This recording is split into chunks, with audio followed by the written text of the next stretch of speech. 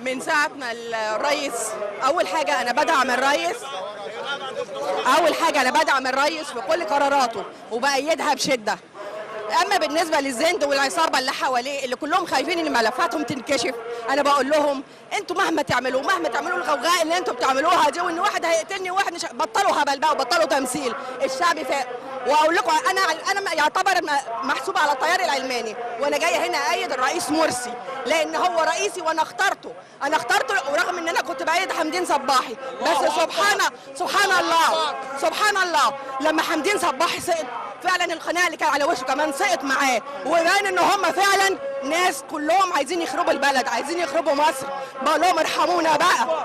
انا عايزه اقول لهم ارحمونا بقى من الاتفاقيات اللي انتوا بتعملوها دي، مهما كانت الفلوس اللي انتوا بتاخدوها او اللي انتوا عايزين تاخدوها او المناصب اللي انتوا عايزينها.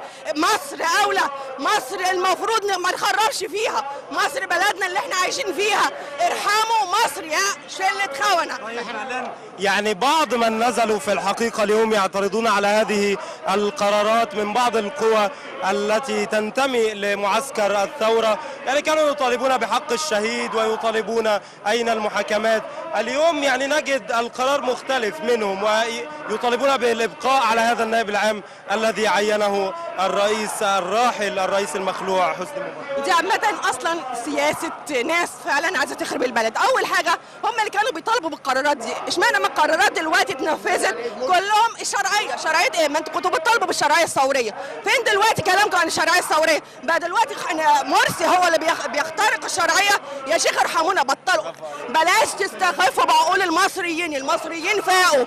وانا واحده من يوم 25 و28 واتصابنا انا وابني، بس ما كناش بنطلع ونقول احنا عملنا ولا حاجه، بس وكنا على طول في التحرير. كل مشكله كنا بنروح في التحرير وبنشوف الناس المندسه في وسطينا وكنا بنعرفهم وكنا بنحمي نفسينا.